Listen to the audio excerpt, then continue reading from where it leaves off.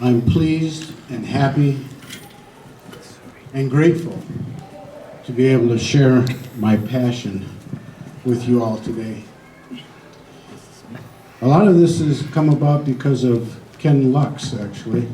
I remember a few years ago when I was getting into permaculture, he said to me, "Now David, isn't permaculture just another word for sustained agriculture?" And I knew intuitively at that time that there was much, much more to permaculture than sustainability. But at the time in my education, I didn't have the ability to articulate it well. And with Ken, if you didn't defend your position, he challenged you. I mean, anybody else experience that? So, could I have a show of hands? Who has been into permaculture? Okay. And who has a good working knowledge of permaculture? Or at least thinks they do. Okay. Well, that's not my usual crowd. My usual crowd, if I get one hand to say they actually heard the word permaculture, I'm doing good. So this talk is kind of basic. A lot of videos, a lot of pictures, and I think it might be appropriate to have more of a discussion than a lecture. You know, if you want to go deep into something that you're interested in, just shout it out, and let's do it that way. So, I retired about a year and a half ago from my chiropractic practice of 41 years, and you know, when you retire, those of you who have retired, you get the inevitable question over and over and over again, and it kind of goes like this: well, Doc, now that you're retired, what are you going to do with yourself? I suppose you're going to be on the golf course every day. Now, everybody knew I was an avid golfer, and the woman I was living with at the time said I was pathologically avid. So I think I surprised a lot of people when I said, no, actually I'm going to give up golf. And the questioning got a little more serious then. Well, Doc, just what are you going to do? And I said, well, you know, I've been studying permaculture. And I think I'm going to go back to school, get certified, and become a permaculturist.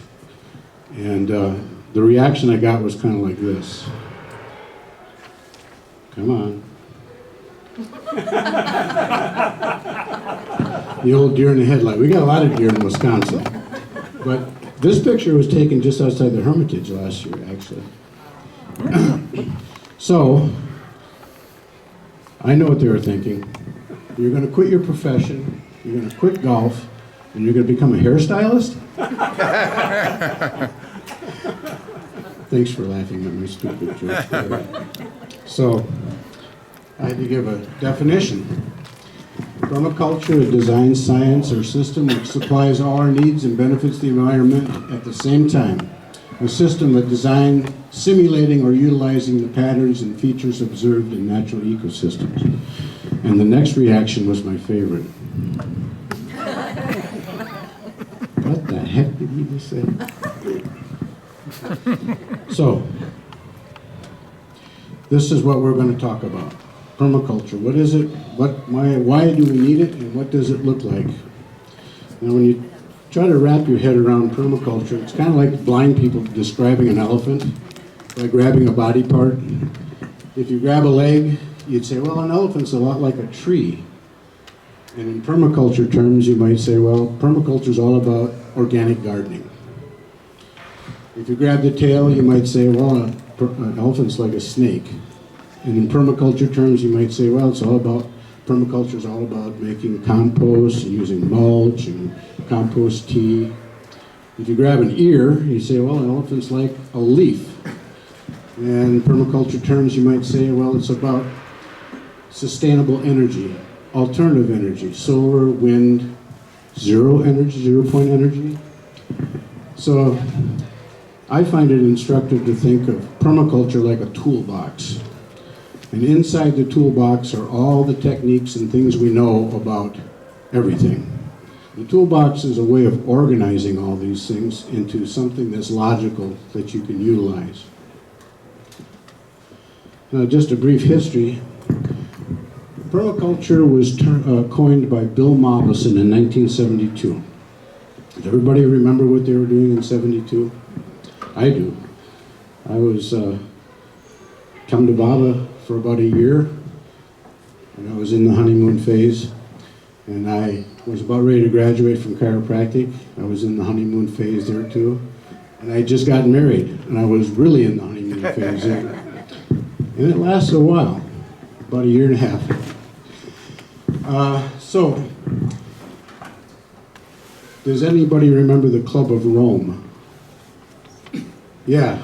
Okay, that's how old you are. Club of Rome was a think tank, and it was made up of ecologists, accountants, scientists, politicians, academia, and they all were studying the state of affairs for the world. And they came up with this position paper called Limits to Growth. Basically, limits to growth said we're doomed. We got too much pollution. Climate change is upon us and irreversible. And our soils are deteriorating. We ain't gonna make it. Now, Bill Mollison was a professor at Hobart University in Australia. Sorry, I'm gonna try and get consistent with this here.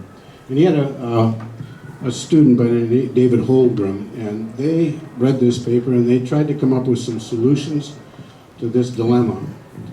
And he coined the term permaculture, permanent culture.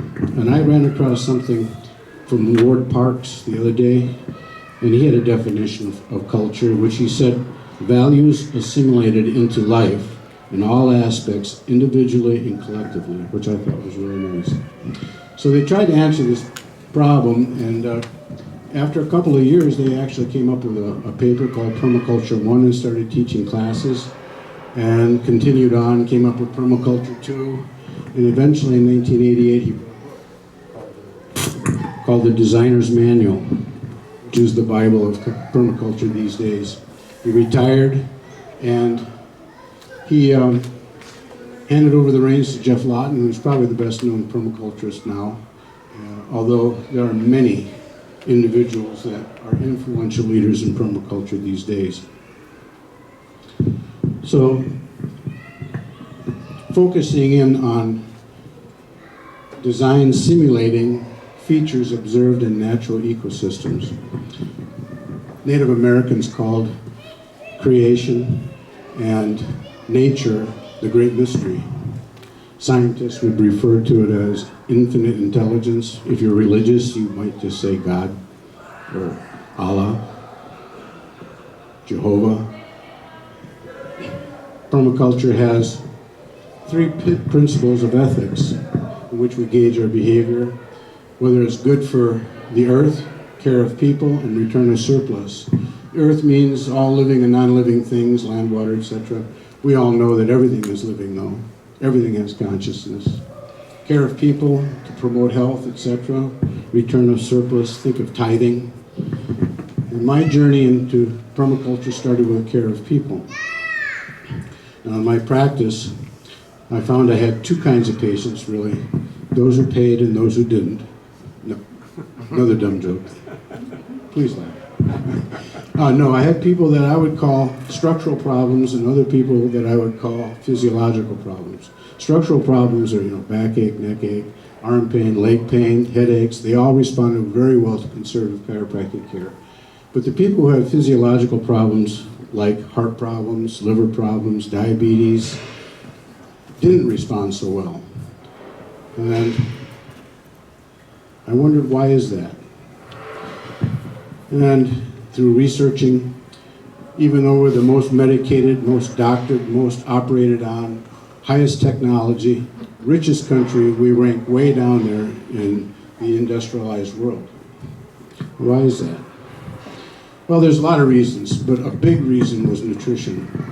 This is the results of a study that was done in 2004, comparing food from prior to 1950 to food to 1999, and it was compiled by stats from the USDA.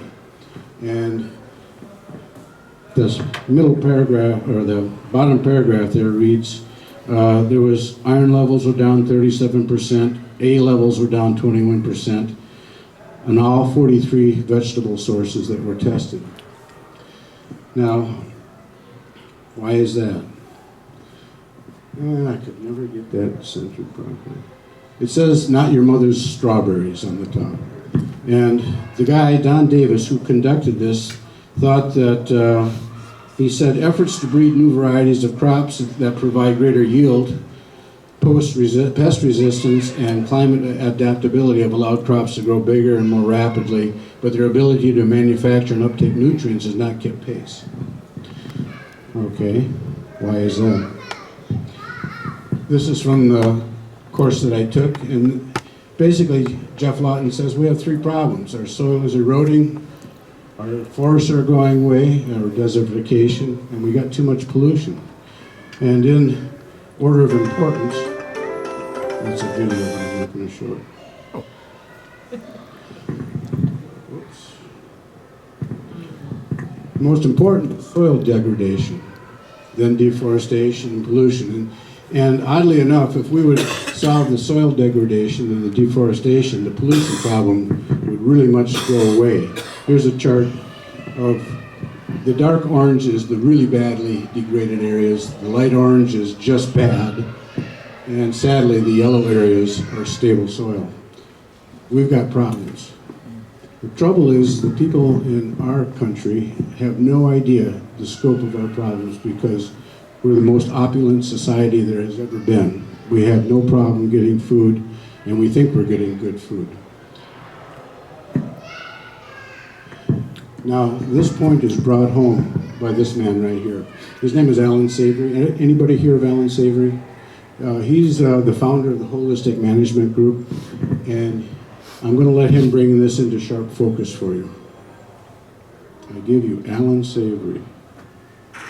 The most massive tsunami, perfect storm is bearing down upon us. We were going to go through this. This perfect storm is mounting a grim reality, increasingly grim reality, and we are facing that reality with the full belief that we can solve our problems with technology, and that's very understandable. This perfect storm that we are facing is the result of our rising population, rising towards 10 billion people, land that is turning to desert, and of course, climate change. The most massive tsunami, perfect storm is bearing down upon us. This perfect storm is mounting a grim reality, increasingly grim reality, and we are facing that reality with the full belief that we can solve our problems with technology, and that's very understandable. Now, this perfect storm that we are facing is the result of our rising population, rising towards 10 billion people, land that is turning to desert, and of course, climate change. Now, there's no question about it at all. We will only solve the problem of replacing fossil fuels with technology. But fossil fuels, carbon, coal and gas, are by no means the only thing that is causing climate change. Desertification is a fancy word for land that is turning to desert, and this happens only when we create too much bare ground. There's no other cause. And I intend to focus on most of the world's land that is turning to desert. But I have for you a very simple message that offers more hope than you can imagine. We have environments where humidity is guaranteed throughout the year. On those, it is almost impossible to create vast areas of bare ground, no matter what you do. Nature covers it up so quickly. And we have environments where we have months of humidity followed by months of dryness, and that is where desertification is occurring. Fortunately, with space technology now, we can look at it from space, and when we do, you can see the proportions fairly well. Generally, what you see in green is not desertifying, and what you see in brown is. And these are by far the greatest areas of the Earth. About 2/3, I would guess, of the world is desertifying. I took this picture in the Tihama Desert while 25 millimeters, that's an inch of rain, was falling. Think of it in terms of drums of water, each containing 200 liters. Over 1,000 drums of water fell on every hectare of that land that day. The next day, the land looked like this. Where had that water gone? Some of it ran off as flooding, but most of the water that soaked into the soil simply evaporated out again, exactly as it does in your garden if you leave the soil uncovered. Now, because the fate of water and carbon are tied to soil organic matter, when we damage soils, you give off carbon. Carbon goes back to the atmosphere. Now, we know that desertification is caused by livestock, mostly cattle, sheep and goats, overgrazing the plants, okay, leaving the soil bare and giving off methane. Almost everybody knows this, from Nobel laureates to golf caddies, or was taught it, as I was. Well, I have news for you. We were once just as certain that the world was flat. We were wrong then, and we are wrong again. 50s, and no sooner did we remove the hunting, drum-beating people to protect the animals, then the land began to deteriorate, as you see in this park that we formed. Now, no livestock were involved, but suspecting that we had too many elephants, and over the following years, we shot 40,000 elephants to try to stop the damage. And it got worse, not better. When I came to the United States, I got a shock to find national parks like this one desertifying as badly as anything in Africa. And there'd been no livestock on this land for over 70 years. So I then began looking at all the research plots I could over the whole of the western United States where cattle had been removed to prove that it would stop desertification. But I found the opposite. What we had failed to understand was that these seasonal humidity environments of the world, the soil and the vegetation, developed with very large numbers of grazing animals. And that these grazing animals developed with ferocious pack-hunting predators. Now, the main defense against pack-hunting predators is to get into herds, and the larger the herd, the safer the individuals. Now, large herds dung and urinate all over their own food, and they have to keep moving.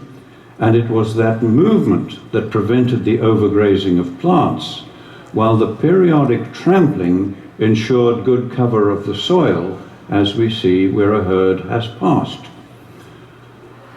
This picture is a typical seasonal grassland. It has just come through 4 months of rain, and it's now going into 8 months of dry season.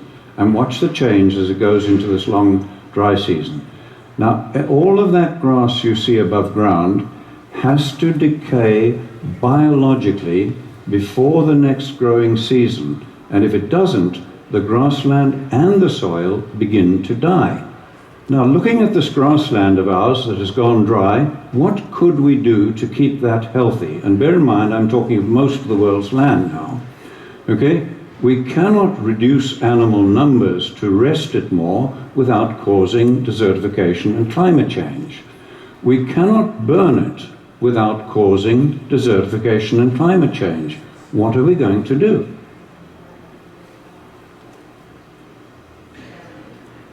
There is only one option. I repeat to you, only one option left to climatologists and scientists, and that is to do the unthinkable.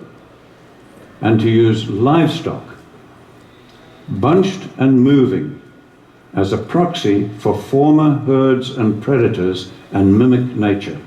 There is no other alternative left to mankind. So let's do that. So on this bit of grassland, we'll do it, but just in the foreground. We'll impact it very heavily with cattle to mimic nature, and we've done so, and look at that. All of that grass is now covering the soil as dung, urine, and litter or mulch, as every one of the gardeners amongst you would understand, and that soil is ready to absorb and hold the rain, to store carbon, and to break down methane.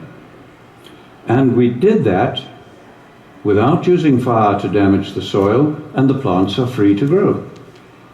Today, we have young women like this one teaching villagers in Africa how to put their animals together into larger herds, plan their grazing to mimic nature. Let's look at some results. This is land close to land that we manage in Zimbabwe. It has just come through 4 months of very good rains, it got that year, and it's going into the long dry season. But as you can see, all of that rain, almost all of it, has evaporated from the soil surface. Their river is dry despite the rain just having ended, okay, and we have 150,000 people on almost permanent food aid. Now let's go to our land nearby on the same day with the same rainfall, and look at that. Our river is flowing and healthy and clean, it's fine. The production of grass, shrubs, trees, wildlife, everything is now more productive, and we have virtually no fear of dry years. And we did that by increasing the cattle and goats 400%, planning the grazing to mimic nature and integrate them with all the elephants, buffalo, giraffe, and other animals that we have. This land in Mexico was in terrible condition, and I've had to mark the hill because the change is so profound.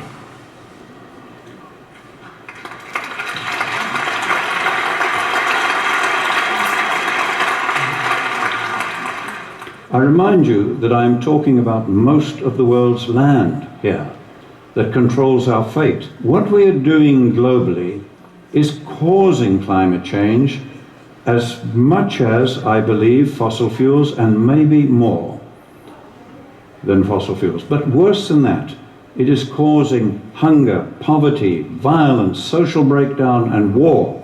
And as I am talking to you, millions of men, women, and children are suffering and dying. And if this continues, we are unlikely to be able to stop the climate changing even after we have eliminated the use of fossil fuels. I believe I've shown you how we can work with nature at very low cost to reverse all this. We are already doing so on about 15 million hectares on 5 continents. And people who understand far more about carbon than I do calculate that for illustrative purposes, if we do what I am showing you here, we can take enough carbon out of the atmosphere and safely store it in the grassland soils for thousands of years. And if we just do that on about half the world's grasslands that I've shown you, we can take us back to pre-industrial levels while feeding people. I can think of almost nothing that offers more hope for our planet, for your children, and their children, and all of humanity. Thank you.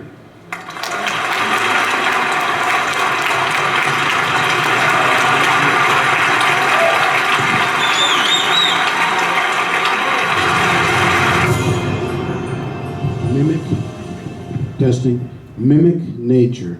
That's the key phrase, mimic nature. There was a guy, Victor, what was it, Schaumburger, thank you. He said, comprehend and copy. So changing gears a little bit, what do you think is our #1 export in the United States? Just shout it out, what do you think? Anybody? Wheat. Garbage? No. Almost. Almost. Another guess. Soybeans? Good guess. Wrong. Corn. Corn? Yeah, no. You could say wheat.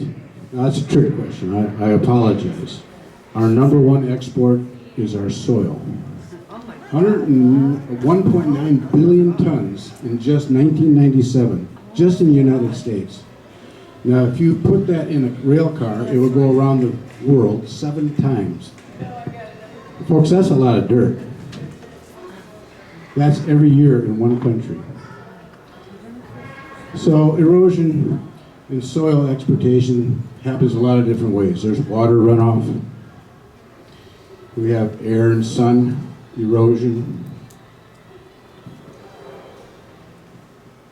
Come on.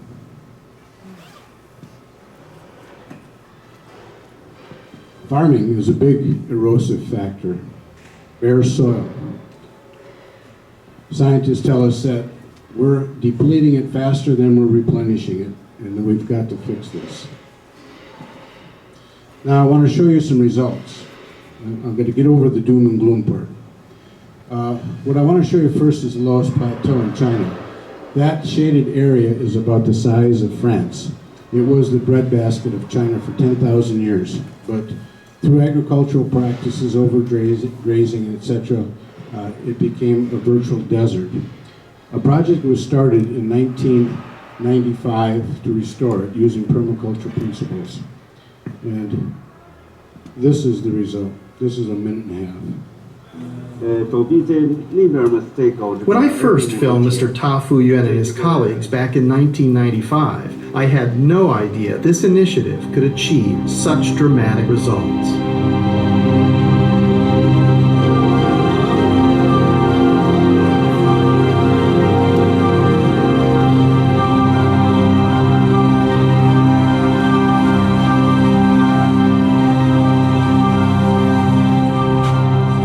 The effort that people put into converting their slopes into terraces has resulted in a marked increase in agricultural productivity. The higher yields are directly related to the return of natural vegetation in the surrounding ecological land.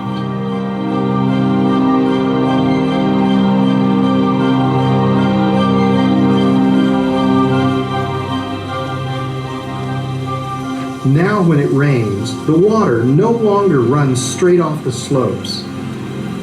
Trapped by the vegetation, it sinks into the ground, where it is retained in the soil, taking weeks and months to gently seep down and irrigate the fields and terraces below.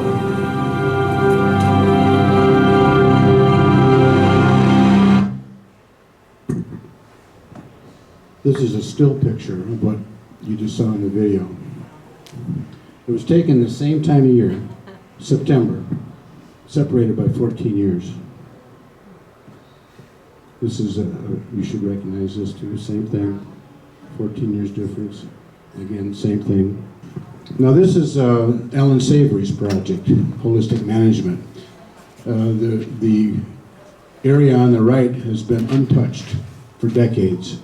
Area on the left has been using cattle. Now, in the United States, we call this mob grazing, and it's being utilized in a lot of different places, and it's restoring the earth, care of the earth.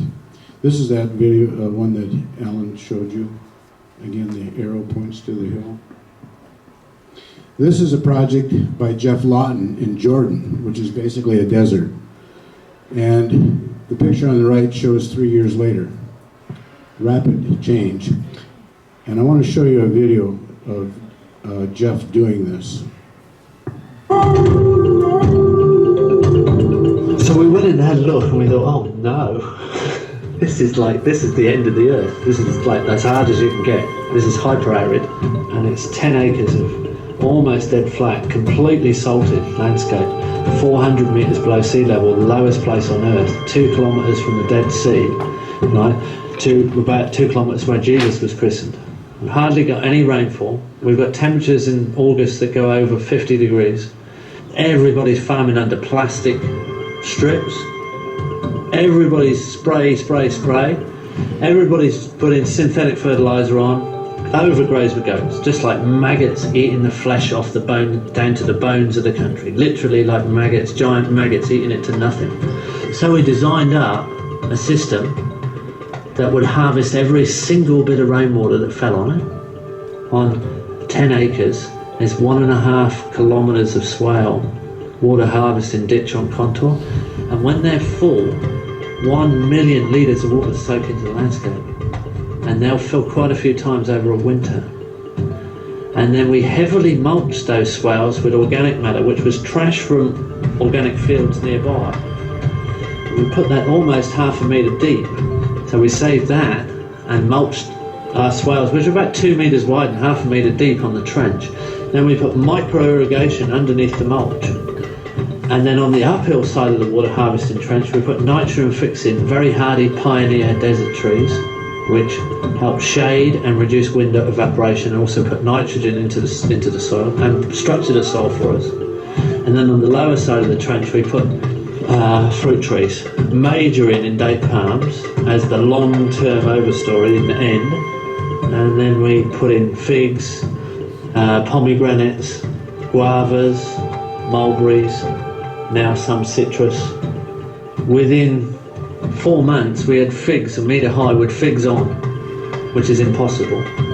We've done a course, male and female course, trained up some locals, and we've got a translator who's working for the project. He had his degree in agriculture in the Jordan University, and he got onto his mates and said in the agricultural department, well, you said we couldn't grow figs, we got figs growing and we got figs on them. You better come and test the soil, because no matter what you say, we're either growing in salty soil what we shouldn't be growing, or we've desalted the soil, and we'd like to know what we've done.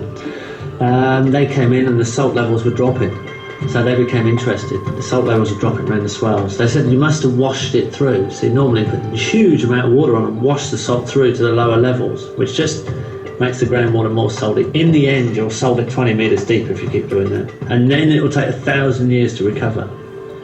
And we use only 1/5 the amount of water. So the water, they thought we'd washed it all through. No, we used 1/5. That really got them when they realised how much water we hadn't used.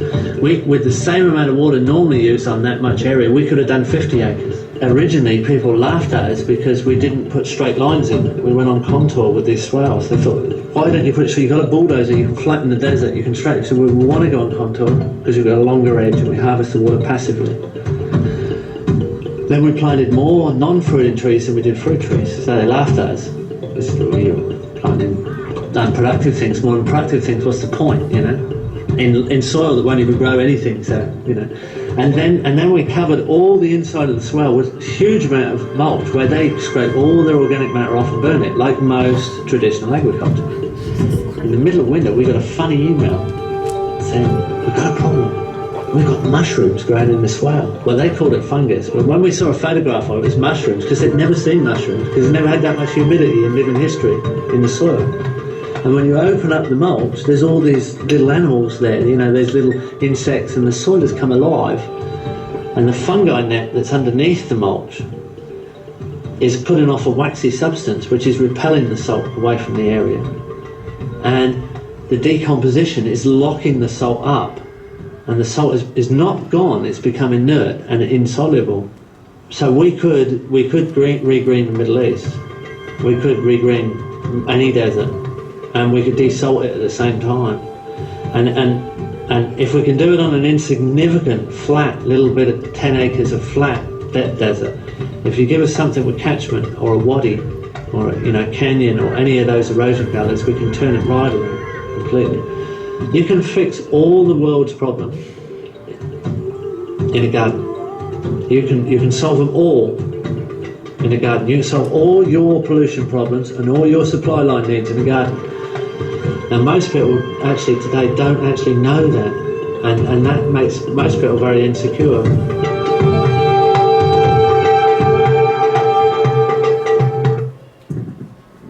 Kind of hard to wrap your head around the fact that you can solve all the world's problems in a garden, huh? One of the criticisms I've heard about permaculture is, yeah, you can do that on 10 acres, 5 acres, your backyard, but you can't feed the world that way. I mean, you can't produce enough food. We need GMOs. We need massive industrial agriculture. So I want to introduce you to somebody else. His name is Gabe Brown. He's a North Dakota farmer, and he manages 6,000 acres using all permaculture principles. I give you Gabe.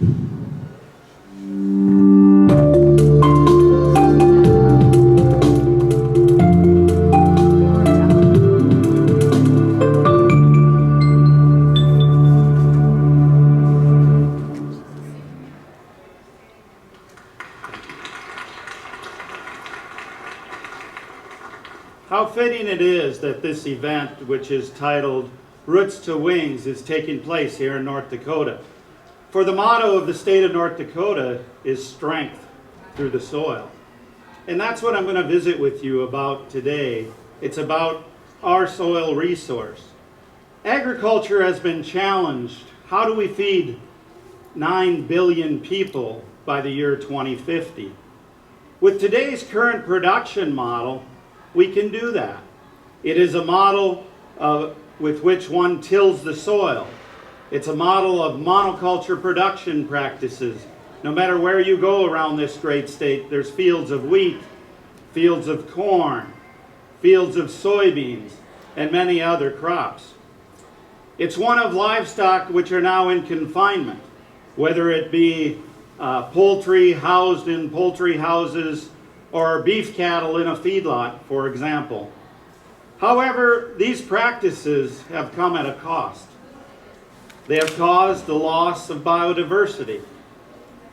Healthy native rangeland has hundreds of different species of plants and animals and insects. Monocultures have but very few. This lack of biodiversity has led to the destruction of our soil resource, and that's what I'm going to visit with you about today. I'll share some proof with you, and this is statistics provided by North Dakota State University. In Walsh County, North Dakota, back in 1960, the topsoil was 34 inches deep. In 2014, that topsoil was only 15 inches deep. A stunning 56% loss. The organic matter level on that same soil had gone from over 8% to less than 3% today. Look at the ramifications of that. The soil on your left was a soil that had not been tilled and had not seen monoculture production practices. That's the same soil 17 years later on the right. After 17 years of the production model of tillage and monocultures. It also destroys the pore spaces in the soil. Those pore spaces are critical for the life in the soil, are critical for water infiltration. Because if we don't have soil aggregates, we cannot infiltrate water. I took this photo in a field less than 10 miles from where you're seated today. That shows a half of an inch of rainfall can no longer be infiltrated into the soil profile. If we can't infiltrate water, then what happens? We resort to things such as tile drainage. And you're seeing this all over the central United States today. What happens when we put tile drainage in and we do not have the soil aggregates to hold our soils in place? That soil ends up in the watershed.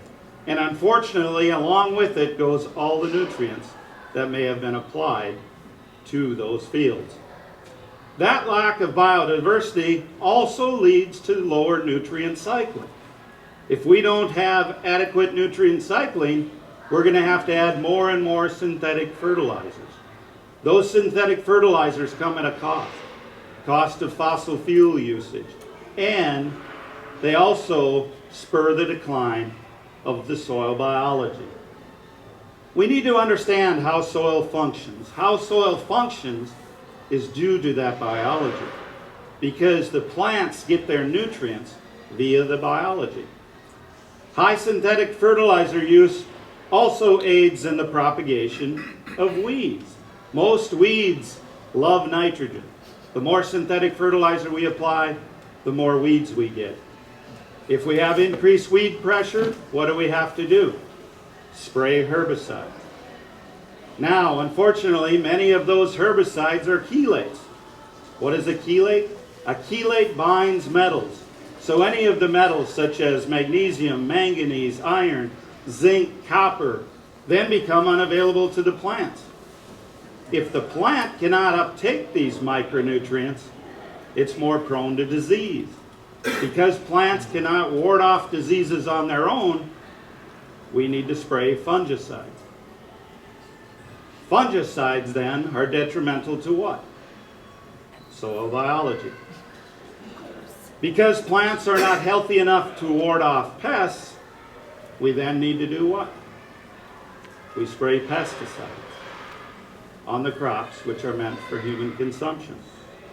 Because we spray pesticides, we have a decline in what? The very predator insects which would take care of the pest which we are spraying. We also have a decline in pollinators. You can hardly pick up a paper or a magazine today without reading about the plight of our pollinators. These pollinators are critical in our crop production. The current production model is all about killing, whether it be weeds, a fungus, a pest, our diversity, or our profit. Take a look at these projections just put out by North Dakota State University. There are 2016 projections for some of the major crops in our state. Every one of them projects a negative return. What impact does that have on the quality of life of those producing that crop? But take it a step further. What impact does it have on our schools? Drive around this state of ours and you're going to see a lot of small towns that have fewer and fewer children attending the schools. What effect does that have on our businesses and then on our communities? What effect does the current production model have on our health? Take a look at this. The nutrient densities of the foods that we produce have declined anywhere from 15 to 65% in the last 50 years. This has had many negative consequences. The United States spends more on health care than any other developed country in the world. Yet look at this. We lead the world in the incidences of ADD, ADHD, cancer, osteoporosis, Alzheimer's, autoimmune diseases, and the list goes on and on. This is not acceptable. It cannot continue. But the good news is there's another way, and I'm going to share that with you. It's nature's way. Look at how nature functions. In nature, there's no mechanical tillage. Yet in our production model, we're tilling the soil. In nature, there's always armor on the soil surface, protecting that soil from wind erosion, water erosion, evaporation. Yet in our production model, the fields lie bare. Nature cycles water very efficiently. It's able to infiltrate into the soil profile, then due to the large amount of organic matter, it's held there for such a time it's needed by plants. By destroying our soil resource, we can no longer infiltrate the water and store it for when it's needed. Nature has living plant root networks. There's things growing all times throughout the growing season. Not that way with production agriculture. So often we hear about the production model that we have today as the conventional model. I would argue that nature's way is the conventional model because it's been around for eons of time. Think of it this way. What did this land look like 400 years ago? You had a lot of diversity. There was diversity of plant species, forbs, grasses, legumes, trees, and then also you had a diversity of animals and insects. And all these work together to build a healthy ecosystem. So there's 5 principles that we must follow in order to follow nature's model. They are, number 1, least amount of mechanical disturbance possible. On my own ranch, we have been 100% zero-till since 1994. We have not tilled the soil at all. The second, tenet of soil health is armor on the soil surface. We always have the soil covered. That's a picture of one of our fields following seeding. That field is no longer prone to wind erosion or water erosion because we're keeping armor on the surface. Third tenet of soil health is diversity. My son teaches rangeland management at the local community college. He brought his students out to one of our paddocks. They counted over 140 different species of grasses, forbs, and legumes. Why don't we have that in production agriculture today? On our operation, we're trying to mimic it. These are just some of the cash crops that we grow on our operation. We don't just grow one cash crop, we grow many. Along with that, we do not grow cash crops as monocultures. In the upper left there, that's oats with 3 types of clover grown in it. In the upper right is a very diverse cool season broadleaf mix. The lower left, that's corn with hairy vetch grown in it. The lower right, that's sunflowers with over 19 species of covers grown with it. Tremendous amount of diversity feeding soil biology. We also have orchards on our operation. These orchards, besides providing us with the fruit, we're able to have livestock grazing underneath them, thus stacking enterprises. We have 5 acres of vegetable production, but it's not as monoculture.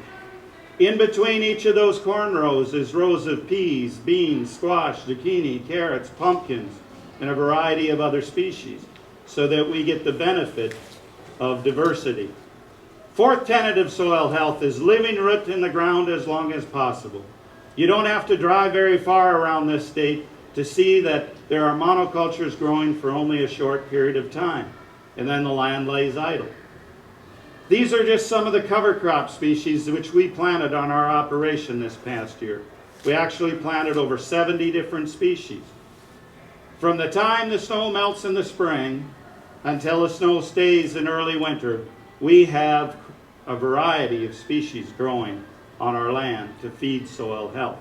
We're optimizing solar energy collection because how the system works is we take sunlight through photosynthesis. It makes carbon. That carbon is transferred down to the roots where it's leaked out as root exudates. That's what all the biology feeds on. We need that biology in order to get the nutrients to the plant to nourish animals and people. For you see, if we have healthy soil, we're going to have clean air, clean water, healthy plants, healthy animals, and healthy people. We have to focus on feeding biology. Along with this, then, we're able to feed all of the wildlife that's on our operation. We also feed a myriad of different insects. Insects tend to get a bad rap. We like a wide variety of insects, including all the predator insects which take care of the pests. We want to address our problems through biological means, not through chemical means.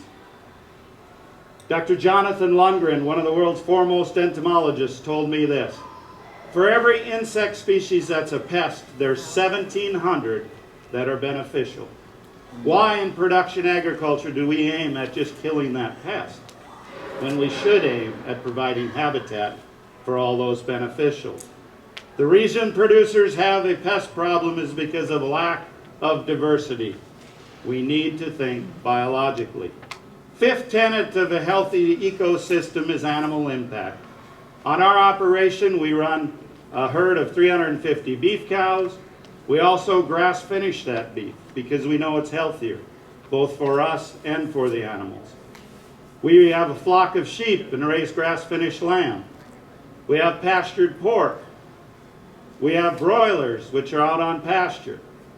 And we have a flock of 750 laying hens, which are also out on pasture.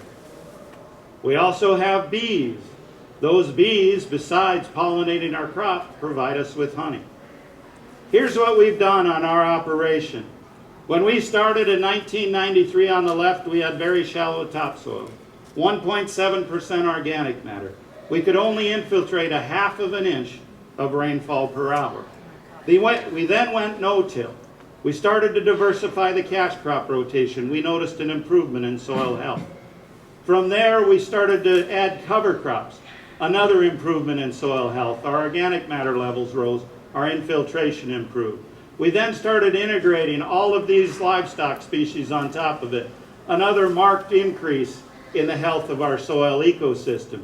Now in 2013, we actually have a plot of land which is now over 11% organic matter.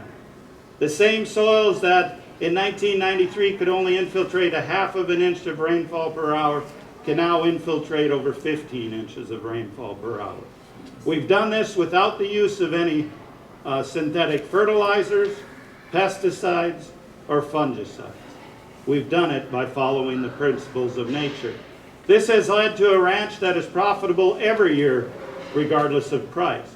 And we do this without taking part in any government subsidies of any kind, whether it be crop insurance, EQIP, CSP, or any other form of government payment. Thus, we are not a burden to society. The stacking of enterprises has allowed us to produce many more nutrient-dense calories of food at a lower cost as compared to the current production model. Yes, we can feed the world, and we can do it in a way that regenerates our resources, thus healing farms, families, and communities. Thank you. I know this first part kind of focuses on the negative a bit, but you have to know what the negative is before you can recognize the positive. I'm almost done with the first part. I've saved the worst for last, I'm sorry. We have a huge problem, and it's called GMO. And I'm going to show you a short clip here from a video called GMO OMG. Oh my God. Has anybody seen it? No. You heard of it? No. Okay, it's on your list that I put on your chair. This is just an interview with Jeremy Seifert, who put out this, and we'll talk a little bit about it afterwards. Hello everyone. Today we'll be speaking with Jeremy Seifert about a film that is extremely important to watch. All of you should see it immediately. It's called GMO OMG, and it's about genetically modified organisms and basically the conspiracy of chemical companies, which has actually hijacked our food supply. Stay tuned.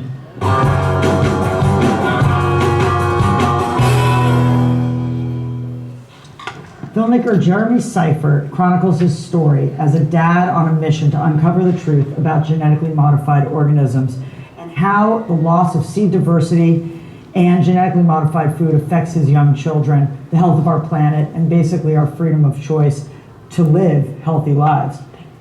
Welcome, Jeremy, to the set. Thanks for having me. Thank you for coming.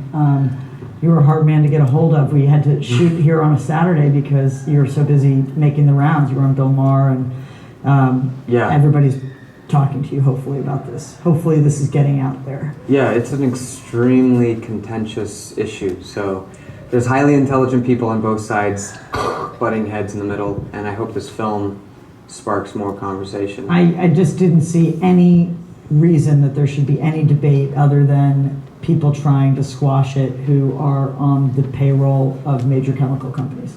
Is there really any doubt in anybody's mind that this is not good for us? I'm not sure. It's hard to judge the hearts of these people. I mean, I think there are probably wonderful souls who work for these giant companies that really don't know what's going on and probably believe the lies and propaganda of the industry, that we need these to feed the world, that it's more sustainable, that Roundup is actually completely safe, all these things.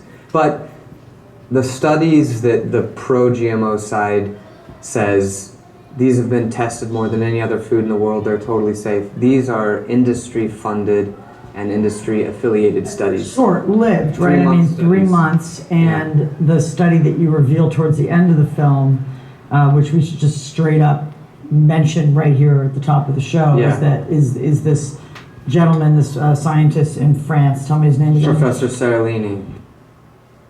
Dr. Gilles-Éric Seralini is professor of molecular biology at the University of Caen and serves as president of the scientific board for the Committee of Independent Research and Information on Genetic Engineering. Seralini set out over 2 years ago to conduct the most thorough toxicological test on the health impacts of Monsanto's Roundup Ready NK603 GMO corn, which was approved in the European Union almost a decade ago after only a 3-month study by Monsanto itself. Seralini's plan was to study it over the full life of a rat, with the aim to predict how humans might be affected by consuming GMOs. Beyond the GMO corn itself, he tested the health effects of Roundup, the most prevalent herbicide in the world, found in our soil, streams, air, rain, and recently in human urine. What Seralini found after 2 years of detailed analysis went beyond his own projections and concerns. His findings erupted throughout Europe. Well, I really appreciate you taking the time. So I guess my first question is, as a scientist and as the lead author of this 2-year study, do you think there are implications for human health from GMOs? Of course, I think there are severe implications for human health due to my research. We have demonstrated clearly that in males, especially livers and kidneys were reached at a very high level. Kidneys were also rich in females, but females were prone to big mammary tumors. The first signs of health effects occurred in the 4th and 5th months, results that 3-month studies would have never seen. At 14 months, 10 to 30% of treated females developed tumors. There were no tumors in the control group. At 24 months, 50 to 80% of females had up to 3 tumors per animal. The groups treated with Roundup showed the greatest rates of tumors at 80%. Pituitary glands in females were the second most affected. The androgen and estrogen balance in serum was modified by both the GMO corn and Roundup treatments. In males, the liver, hepatodigestive tract, and kidneys suffered most, and estrogen levels more than doubled in males with the highest Roundup treatment dose. We've been eating GMOs in some form in the United States for 15 years. So why aren't people walking around with big tumors or obvious health effects in our country? So what would translate 6 months in a rat's life to human years? 2 years of a rat is an entire life. So as tumor arise mostly by the end of the first year and within the second year, so that means at the end of the first part of the life, which is around 30 to 40, and we are surprised to see a lot of breast tumors in women within this part of the life. Professor Seralini, and he did a 2-year study of rats, and 2 years of a lifespan of a rat is the equivalent of a human life, right. Correct? Yeah. And so by the end of the first year, they were like 80% of the female rats were having tumors, mammary tumors. Yeah. So there's breast cancer for you, right? Yeah, he found lots of frightening things. And you know, this was one of the only studies of its kind, and he was looking at the toxicity of not only a type of GMO corn, NK603, that Monsanto makes. He was also looking at that combined with the herbicide Roundup, which Monsanto also makes. So that would be natural because there is residue in the food that we eat. And then he just studied Roundup by itself. And this study, instead of giving everyone pause and, whoa, maybe we should think about this, it was just widely criticized. Within 24 hours of its release, it was shut down by so many scientists, and they said, oh, Seralini is fraudulent. But 191 scientists wrote an open letter to Le Monde, the French newspaper, supporting the study. That's just a short part of it. You should look at the video. So let's unpack this a little bit. 3 months is roughly equivalent to 15 years in a human life. This has only been around for 18 years now. This is 3 years ago. So that means the children that are 15 now have been eating these things all their life. We're lucky. There wasn't GMOs while we were being raised, and that's the most sensitive time to eat these products is when you're developing. So by the time you're 30 to 40 years old is 1 year in the rat's lifetime, and 80% of the rats showed tumors at that time. Now, consider that There's 30-some countries in Europe that have banned GMOs. However, Bayer, which is located in Germany, is buying out Monsanto as we speak. So, on one end, you've got the company that's making you sick, and on the other end, you've got a company that is going to cure you, supposedly. It's a closed loop. It's frightening. It's absolutely frightening, and it's we haven't hit bottom yet. When these children that are 15 now get to 30 or 40, it is going to be absolutely catastrophic. Okay, end of doom and gloom. But these are some of the products. Your beloved Cheerios, all the way down to your Oreos, are full of GMOs. Tomatoes are GMO now. I didn't know that until just a little while ago. All the bread that you eat, all the oats that you eat, GMO. There's 30-some products that are being grown in the United States now that are GMO. And that's just the health things. The sociological, immoral things that Monsanto does to nations by getting them addicted to sterile seeds is criminal. Does it say kashi in the middle section? Yeah, it's supposed to be good, isn't it? What does it say kashi? What? Well, if it says organic, if you buy organic, then you're okay. But you must buy organic. It's the only way, and even then, there's infiltration from fields that are next to each other, but you're better off. That wraps up the first part. I promise the next part is all positive and fun, and and we'll show what can be done. Okay, so we're going to jump into what does it look like in some practical aspects, not just results. So where do we start? Well, we'll go past the definition and the ethics. Concepts and themes.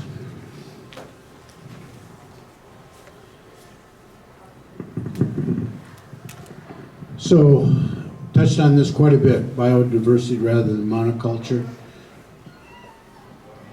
More complex the system, the stabler the system. Work with nature rather than against. And here's my comic relief for the second section. The problem is the solution. Anybody ever hear the problem is the solution? Yeah, permaculture people have. Okay, so I'm going to show you an example of the problem is the solution. Now, you might, let's say you have locusts in your fields, or squash beetles in your squash, or potato bugs in your potato bugs. That is the problem. But in the problem, it contains the solution. And I'm going to show you a winery in France that has a unique employee. We have to evaluate.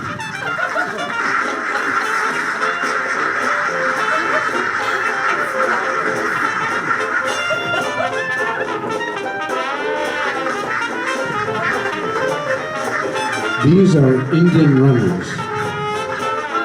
They have rudimentary wings, they can't fly.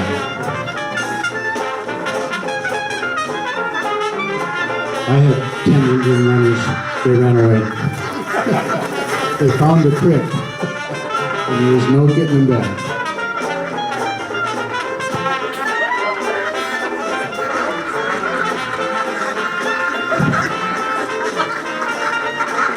Quite a solution, huh? Lured the ducks into the potato patch with some feed, hoping they would discover the potato beetles and like them.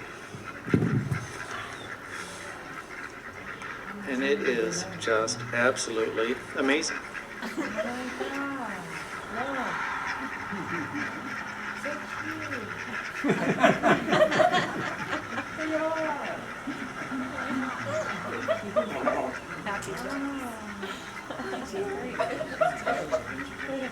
They eat slugs like that too. Potato beetles, in case you don't know, are a very, very serious pest of potatoes, usually resulting in some serious pesticides being used on them. And potatoes, consequently, are on the dirty dozen for pesticide residues. It's commercial potatoes. He goes on for about 15 minutes, but you saw the basics there. I don't know if everybody heard. I have ducks. I have 80 ducks, and we're trying to start a duck egg business. And he's lucky that those ducks didn't like potato leaves. I got chased out of my garden by bees, and as I made a mad dash out of the area, I forgot to close the gate. And the ducks check every day, and they got into the garden, and they ate 80 Brussels sprouts, that tall, about 40 cauliflowers. Oh my God, my daughter was devastated. And it took them 3 hours to do that. By the time I got over my bee bites and went back to, it was gone. It was just unbelievable. They will eat practically anything. So, and then we originally got ducks because I was told that they were soft on the soil. They don't scratch like chickens. They don't make a big mess like chickens. And that's true, but they eat anything green practically. Okay, make the least amount of change for the maximum results. Imitate nature. Don't try to overpower her. And there's no limit to what you can do. It's just the imagination of the designer, and we're going to get into that big time. So how do we start?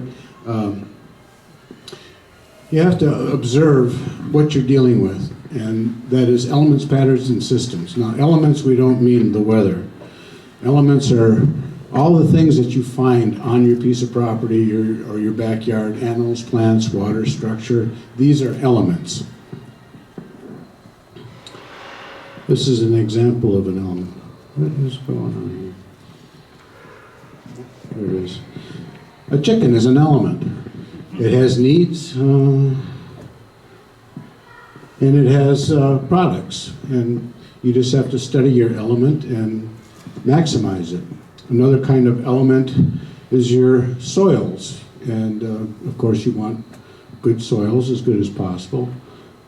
Another element is your terrain, whether you have big hills or whether you have flat ground like Nebraska. Those are all things that you have to consider when you're planting. You got to know your climate classifications. What zone are you in? These are all just basics.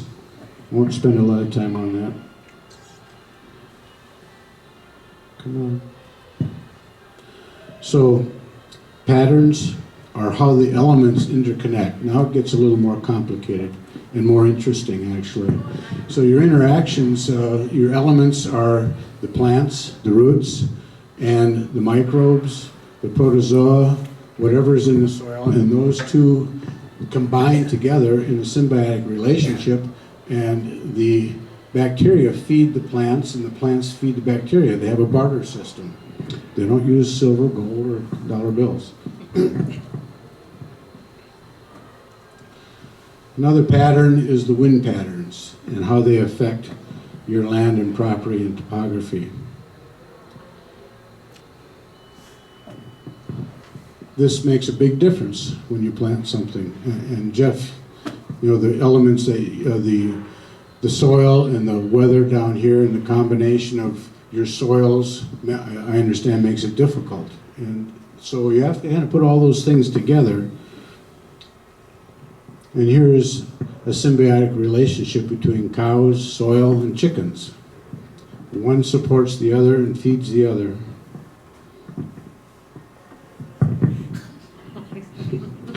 Everybody hear of Joel Salatin? He's a rock star in permaculture. And he's on your list of the handout that I have there. It's got a book. So to start your design, you arbitrarily break it down into 5 different zones.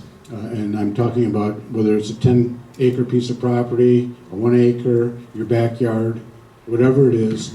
Zone 1 is where you spend most of your time, and as you go out, you spend less and less time. So the way that would translate into on a garden, it would be something like this. You spend less time in zone 5. I should use my pointer. Out here is wild area, which you go to very seldom. There's fruit trees and things that you visit maybe once every couple of weeks are out here in zone 4. berries that or asparagus or something else that you spend more time with, and etc. But that's not a hard fast rule. That's just guidelines. Right here, this is our little piece of 10-acre property. I don't think that shows up very good, does it? This was my project to get certified in permaculture. I had to design, and this is the house. This is where my daughter lives. We have a big barn that's probably worth $70,000 because of the wood in it.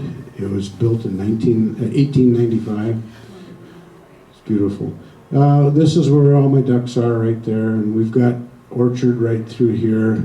Right in here now we have a high tunnel that's 30 feet by 70 feet covered. It's a hoop house basically covered.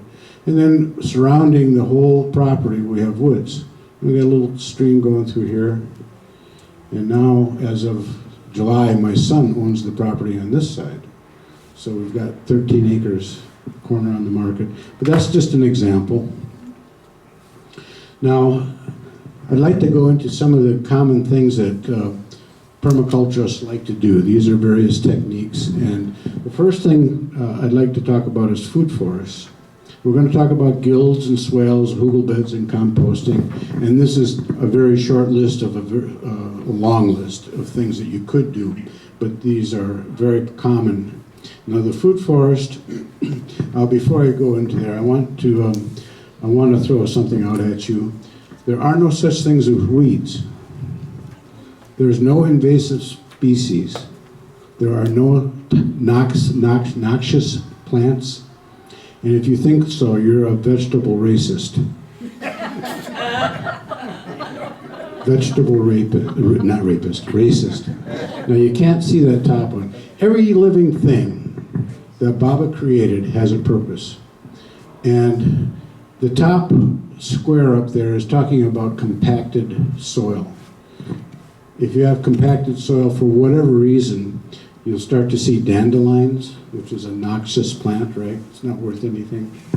Or you might get comfrey growing in there with a deep taproot. Any plant that grows way down, 4 or 5 feet, will break up that soil, and it has a purpose. Now, if you had crabgrass and stuff like that with hairy roots that spread out, they're trying to re-aggregate soil that has been plowed, for example. And that's why there's so many of those types of things in farmland. They gather with their roots the soil together and bind it so it doesn't erode. Now, if you had burned out property, you have a residue of potassium. And the gardeners like to put that on their garden, but the way Mother Nature tries to heal that soil is to grow ferns. And if you have something that's overcropped and degraded as far as nutrients, the type of plant that will grow there are legumes, which are nitrogen fixtures. They get these little nodules of nitrogen along their roots. There are guys that have studied this, and they can actually go out into your property, and just by what kind of weeds they see, they can tell you what's wrong with your soil. It's a real art form. So forest gardens. When the Pilgrims came here, they thought they came into kind of a desolate, untamed area. They didn't realize that not only the Native Americans, but any Native societies were horticulturists.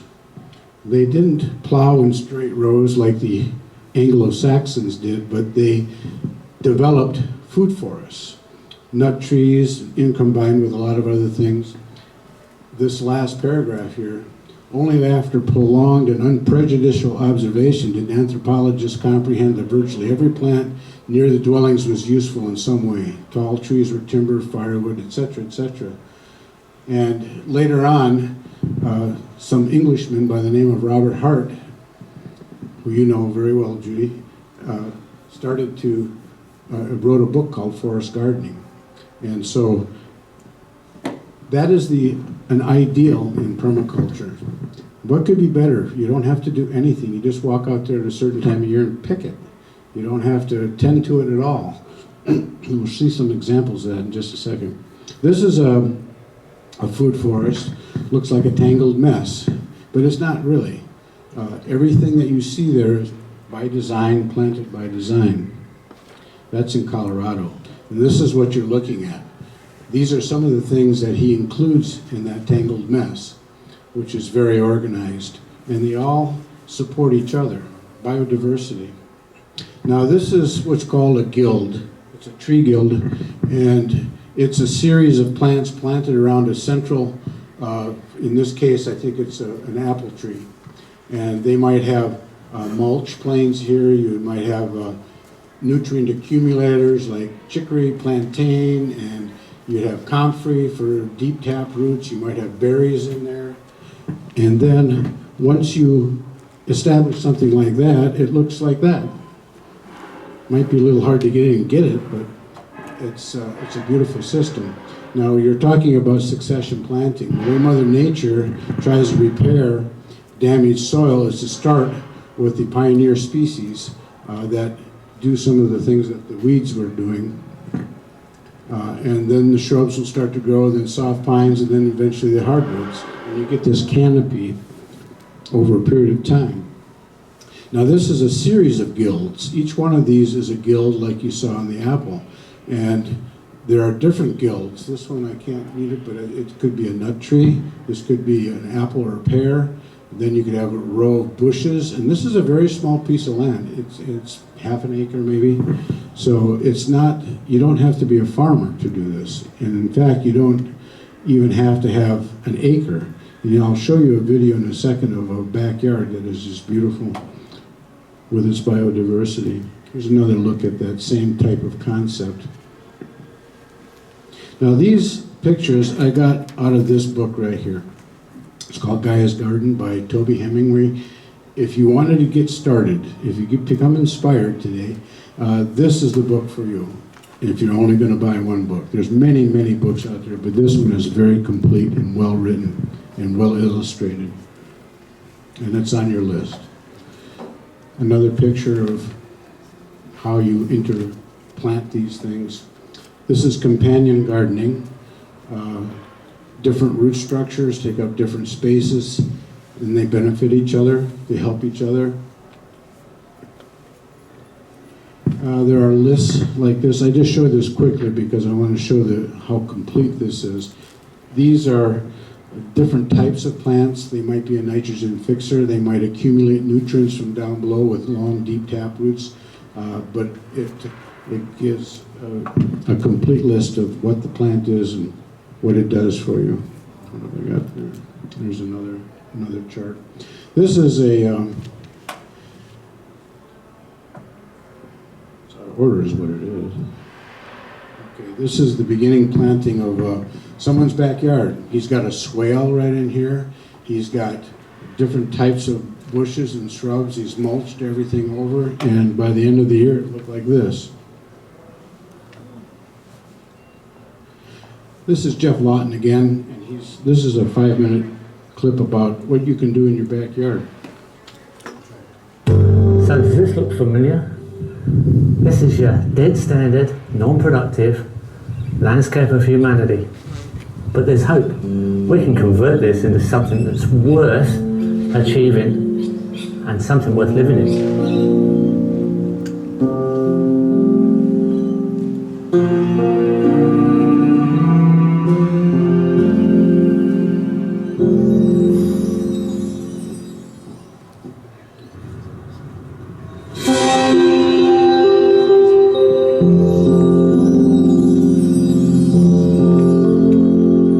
High-density human settlement. The challenge for permaculture? Small space? Wrong aspect? No challenge. We can come up to that challenge. Let's go and have a look at something that's been done really well. And this is something really worth paying attention to, because we have detail here. We have things that really work in small space. Even when aspect and the actual area is something you would think limits the ability of design. The more restrictions, the more limitations you put on the design or a design site, the more creative you become. Opportunities just abound in small space intensity. all kinds of microclimates, all kinds of opportunities. This little space is just a wonderland of permaculture diversity. There's probably the highest density of plant stacking we've seen on any location. This is really urban permaculture in its most extreme expression. We have little ponds, flows of water. The space inside looks at the space outside directly, an infallible technique of making sure everything is attended to because you can see it from your personal inner space of the house. Vertical stacking on walls, trellises, little gardens, edges, pot plants, trees, climbers, herbs, medicinals. The whole thing stacked into very, very small area, very small space, extended micro edge, little pest and predator techniques involved everywhere. It's so tight, but so beautifully intricate and productive. There are so many lessons here. The whole system is a lesson. And we're even up against natural forest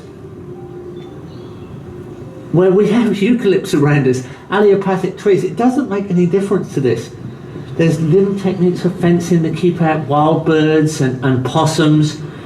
There's native bush turkeys here that could potentially get in to the garden. I'll step over a little fence.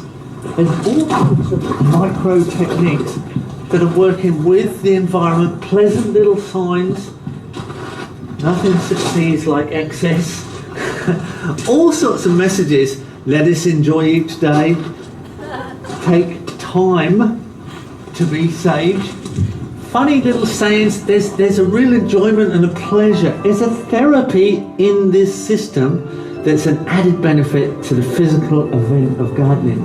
And then you've of course got the productivity. You've got the health. You've got the 0 food miles, 0 food time, 0 food guilt. Therapy in relation to the action and interaction with the environment of growing food right next to the wild environment. Zone 5 is right on the doorstep of Zone Micro 1. This is something that we can learn from. Here is the productivity in the urban landscape that is only taking up 3% in volume area production compared to agriculture. 97% of agriculture is a waste of time, waste of space, waste of energy. This is the productive space, the micro space. Nothing beats the square meter production, energy efficiency of the urban micro space. This aspect where you're looking now, this faces southwest, which is like the worst possible permaculture aspect.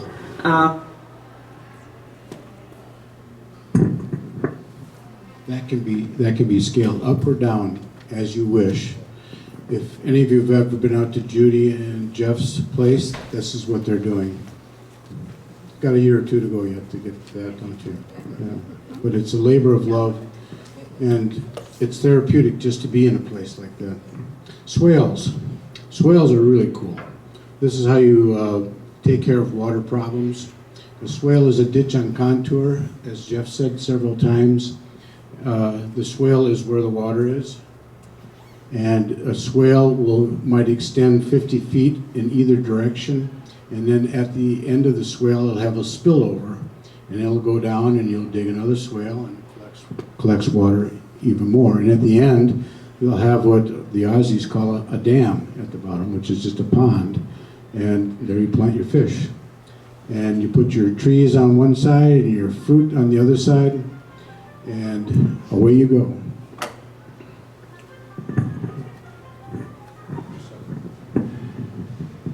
Turn myself off.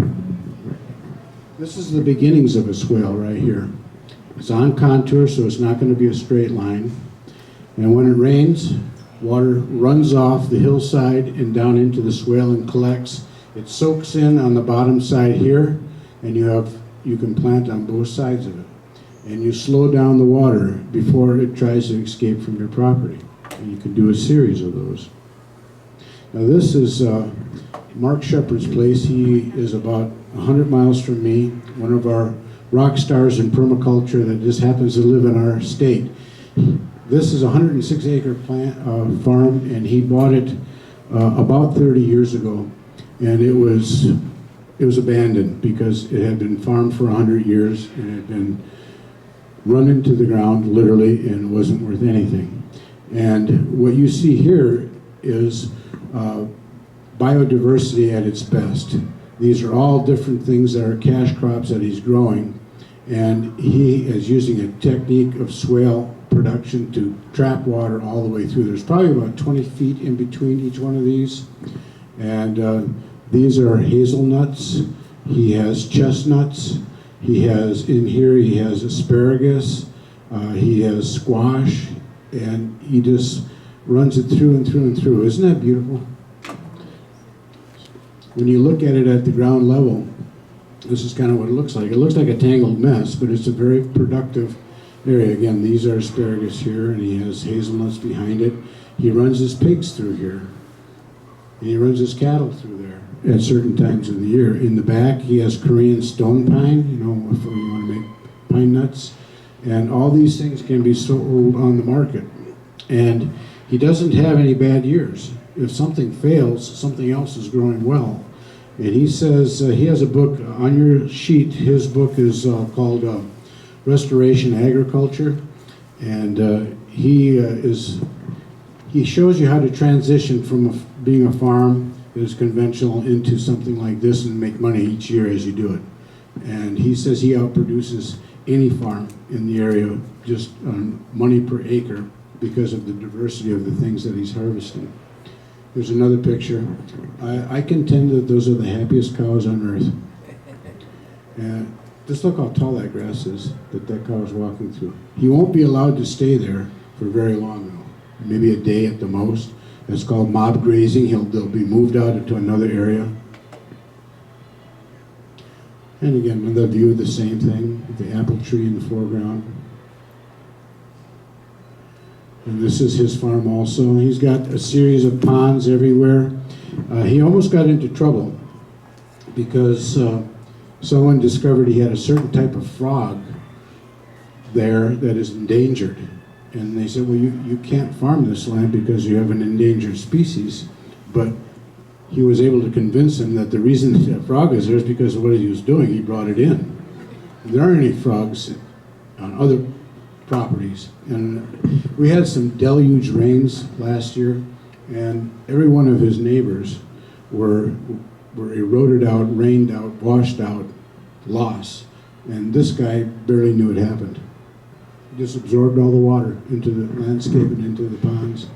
And the question is, why doesn't everybody do that? I mean, here is a perfect example of a man who's making money, no crop insurance, doesn't need it, doesn't depend on the government, but his neighbors are still doing monoculture, GMOs.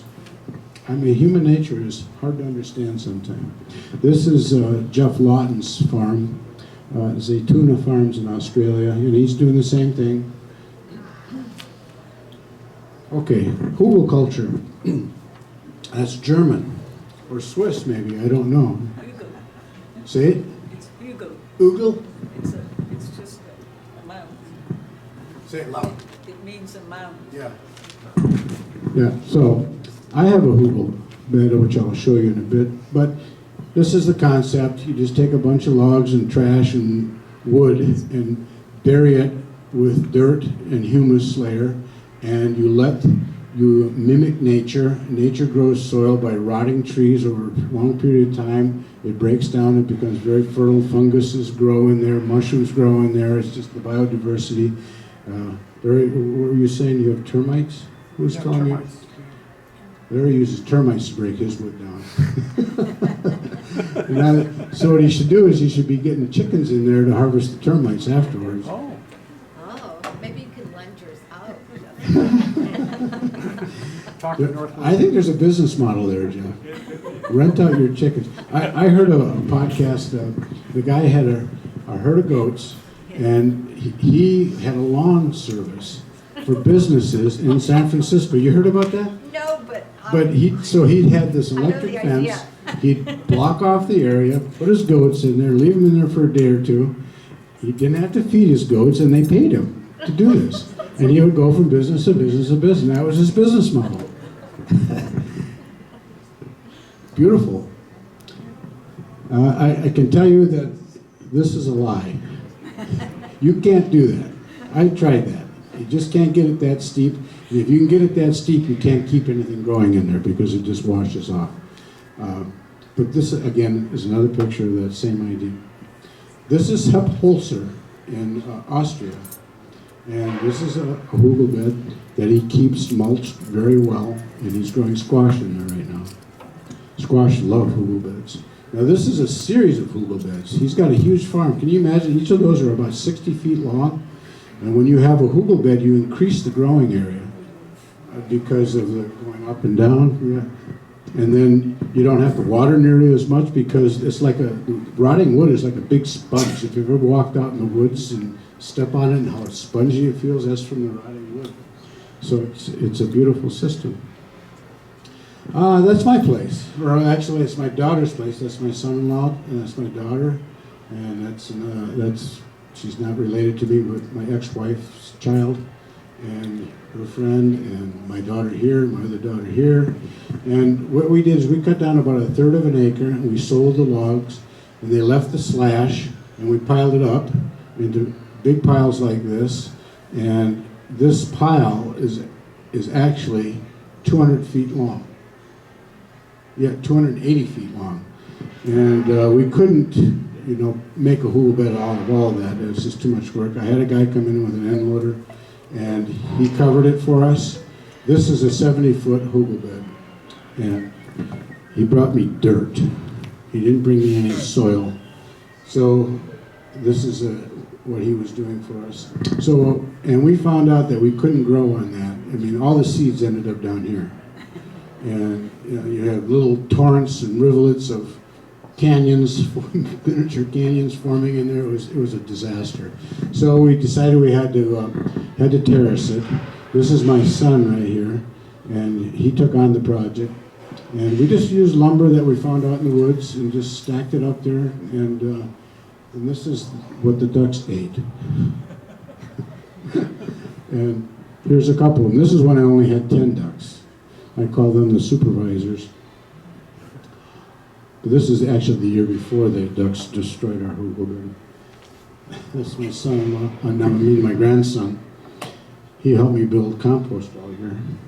Now this is a reverse hugel bed, and it makes more sense. I don't think I'm going to develop the rest of that slash that we piled up because it was just so much work to terrace everything and then to try to get compost on top of a terraced area. Oh, it's a nightmare. But this is easy. We just took the logs, buried them 3-4 feet down, and we're growing. That was a single row right here, and we doubled that, and so we have a nice garden in here. And then we did the same thing back up in here. So I heard a guy say once, this was Mark Shep, he said, "There's no mistakes. There's just feedback." All right, so composting.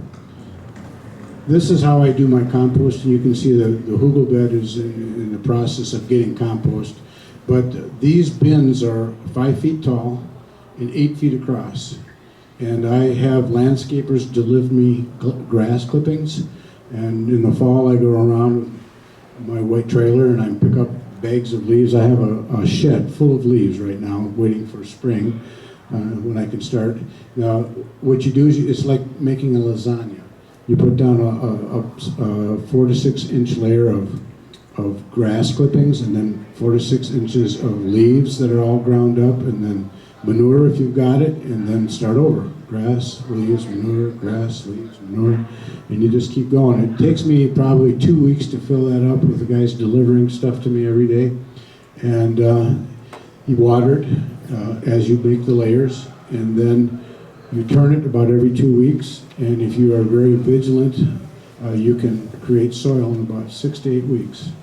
This year I made 25 yards, and that's a lot of dirt, folks. Soil. Thank you. Any questions about composting? You know, the way I like to compost now that I think is actually even better is just composting in place. You've got your garden going, just throw all your stuff down in the garden and you don't have to bother putting it in a bin. You know, we did it that way because we needed so much. And so you have to go the extra mile that way.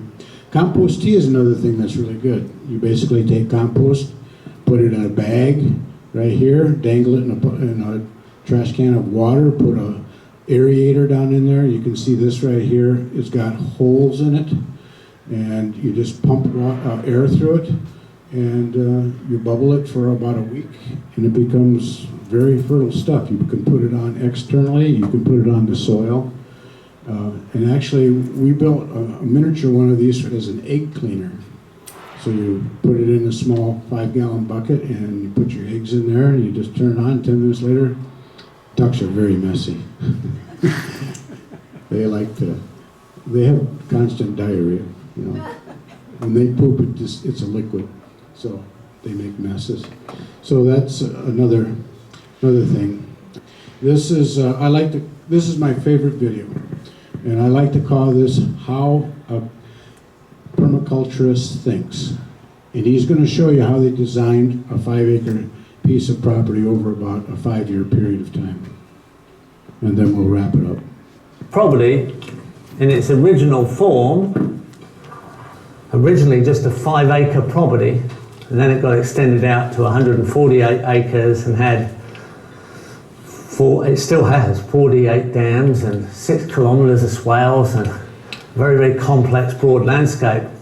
But Bill started on a 5-acre block of land, and a very ordinary block of land. Ordinary in that it was just a straight rectangle, had a road on the bottom.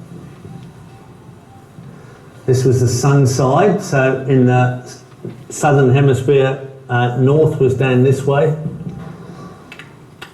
So east is over here, and the sun would track around the property like this. So west over on this side, east over on this side. And when you look at the property in its original form, had a house, 2-story house, about a third of the way up the block, and a driveway that came straight in. And it was just a straight paddock, grass field. When you look sideways, it was just a hill, probably not quite that steep. Just a straight hill, 5 acres, and a 2-story house in the middle. About a third of the way up the block. So I ended up living on this property for 3.5 years. As he looked at this, said, okay, we don't have any features. We need to put some features in. We could put a dam at the top of the property, but it won't have a lot of catchment. So it won't catch a lot of water up there because it's a straight slope. It only catches the water from above, from the farm next door, and doesn't really easily fill up there. So we've got a dam wall around this, and we can excavate the material to make the little dam pond, but we'll have to run out on contour, on level, a catchment system in earthworks called a swale, which will also soak water into the landscape and catch it back to the dam. And then we can set that up so that it'll hold water, a certain amount of water, when the dam's full. That will catch back this way to the dam, and it will catch all this extra runoff from upslope, which was just another grazing property, which ended up being part of the institute in the end. But it would run back and it would fill this dam, and when the dam was full, it would back flood up the same swell line until there was a foot of water, about 300 millimeters of water, sitting in that long swell and soaking into the landscape through the soft mound. And then if more water kept arriving, it'd overflow and go down the slope. So we're trapping water like energy.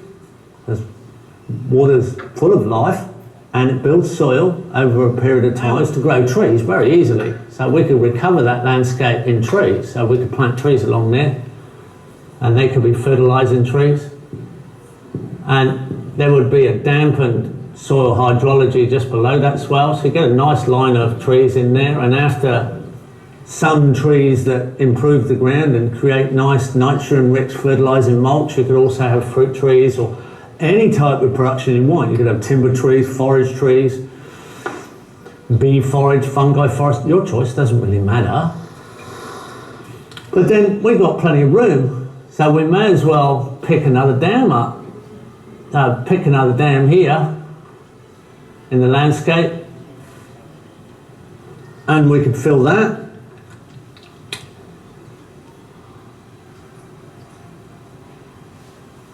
But also we need a swale along there. And we could repeat it in the other way, in the other direction. And we'll put a little level sill there too. And the same thing would happen. We're getting runoff between the dams. We get an overflow from that dam in large rains. It's going in both directions. When it's full, it's overflowing, it's coming down this way. We've got another nice, stable, soil creating system, water and forest now. Diversity of trees, productive by our choice of elements. Now, there's still room. So there was room to put another dam in. Now we've got a house. And we really don't want the house to get too wet in the subsoil there, and we don't want any surface water. So we're actually going the other way now. We'll put earth bank up there. That's a hard earth bank. And if there's any surface water, it's displaced away from the house. And there was room to put in another pond. And it's getting bigger again. Now we could put another swale in, going across on contact, and we could take that underneath the driveway and come out the other side. When the water gets full in the dam, it backs up and goes over the overflow there next to the driveway. This allowed us to build one final dam. Quite a nice fish pond dam here. Rich in life, same height, it overflowed here. And here it went underneath the road and sink off the property. But there's also this movement of water that we could, at any point in here, we could put in an animal system. We could put an animal system at the top if it was convenient. So we could put any type of animals, chickens, ducks, geese, mostly small animals on a small acreage. Animal system have manure. So we have a manure input. So now there's a natural flow, apart from everything else that animals might produce and functions they might perform, there's an animal manure flow downhill. And that then hits that swale and gets spread evenly like a manure tea, which builds extra fertility in the ground. It's only a certain amount, but it's an additive, it's an extra. So you then get better growth.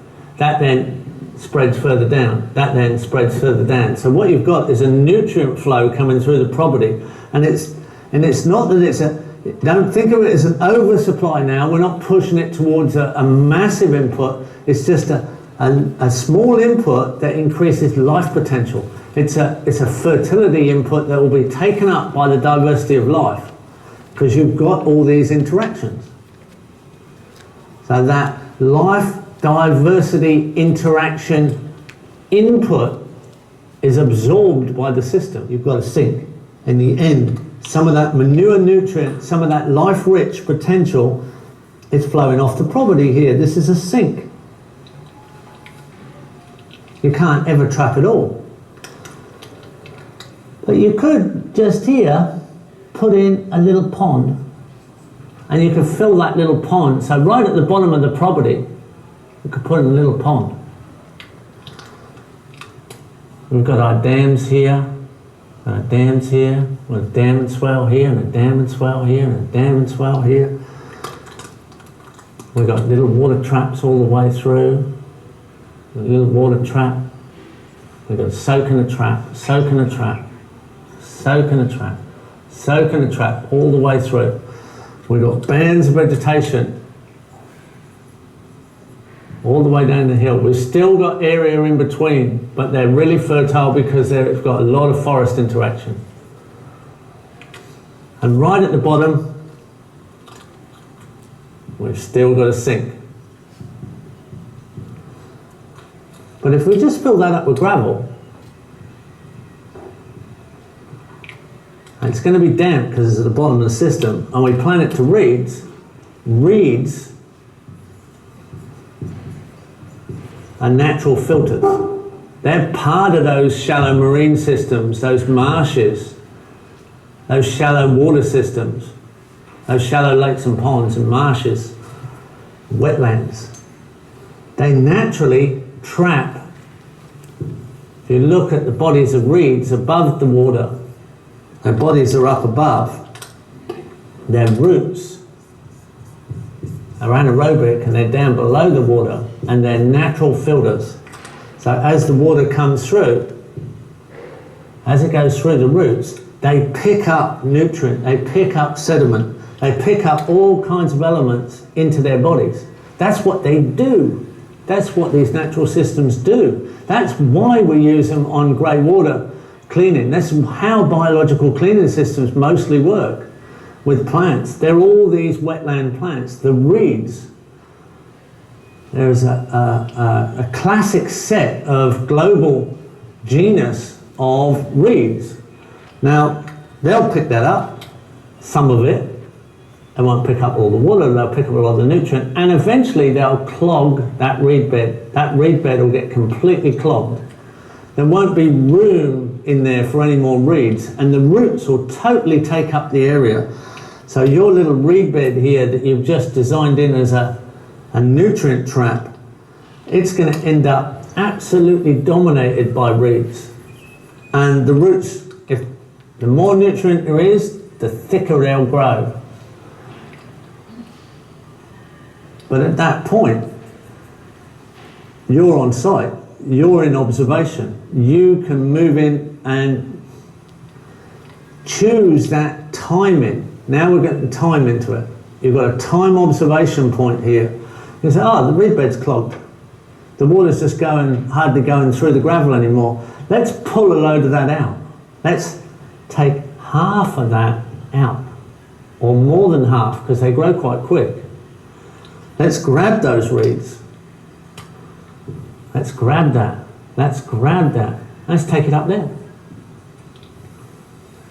Let's grab this here.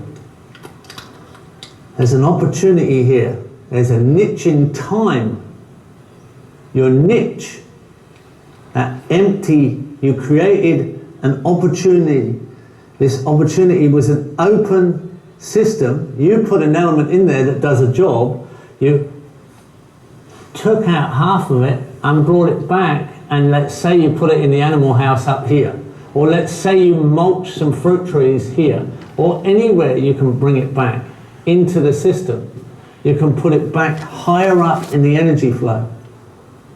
Now, it may not seem like a lot, because I tried to give you a simple example. That's how permaculture thinks and plans and designs. Elegant, isn't it? Just elegant. This was taken 3 years ago. This is a number of permaculture sites. Permaculture is a grassroots movement. This was 3 years ago. I redid that this year. The numbers have tripled in 3 years. The East Coast had something like 300 sites. These are just guys like me that have registered and now it's 900. 500 here, 400 here, all throughout the world. It's a movement, and it's gaining steam. It's a new paradigm. Gandhi said, first they ignore you, then they ridicule you, then they fight you, and then you win. And right now, we're in the ignore you phase.